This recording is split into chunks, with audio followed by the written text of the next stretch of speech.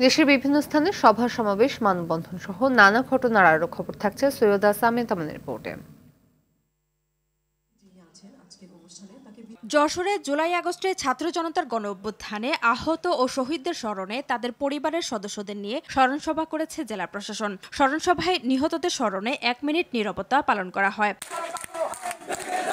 ভোলার তজুমুদ্দিন স্বেচ্ছাসেবক দলের সম্পাদক আব্দুল গফুরের উপর হামলাকারীদের গ্রেফতারের দাবিতে থানা ঘেরাও করে বিক্ষোভ করেছে বিএনপির নেতাকর্মীরা। হামলার পর থেকেই বিক্ষোভ করছে গফুর সমর্থকরা। বরিশালে বিএম কলেজের শিক্ষার্থীদের সঙ্গে ছাত্রদলের কেন্দ্রীয় সাংগঠনিক দলের মতবিনিময় সভা অনুষ্ঠিত হয়েছে। কেন্দ্রীয় কমিটির নেতারা জানান, রাষ্ট্র কাঠামো মেরামতে বিএনপির ভারপ্রাপ্ত চেয়ারম্যান তারেক রহমান ঘোষিত 31 দফা ছাত্র সমাজের সামনে তুলে ধরতে এই সভার আয়োজন করা হয়। চূড়ান্ত পরীক্ষার প্রবেশপত্র না দিয়ে প্রতিষ্ঠান বন্ধ করে দেয় তালা ভেঙে বিক্ষোভ করেছে যশোর মুসলিম এইড ইনস্টিটিউট অব টেকনোলজির শিক্ষার্থীরা। এ সময় তারা দ্রুত শিক্ষা প্রতিষ্ঠান চালু ও প্রবেশপত্র দেওয়ার দাবি জানায়।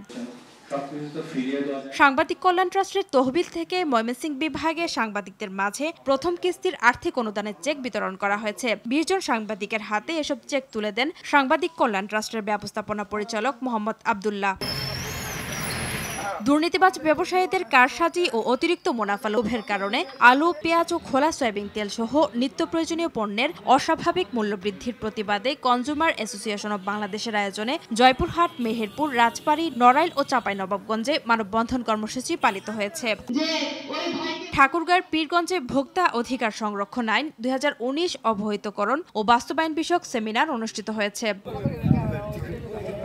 মাদক থেকে যুব সমাজকে রক্ষায় সাভারের বনগাঁওয়ে খাস জমিতে খেলার মাঠ নির্মাণের দাবিতে মানববন্ধন ও বিক্ষোভ করেছে শিক্ষার্থী ও এলাকাবাসী। সুনামগঞ্জে শীতার্তদের মাঝে শীতবস্ত্র বিতরণ করেছে বেসরকারি উন্নয়ন সংস্থা আশা।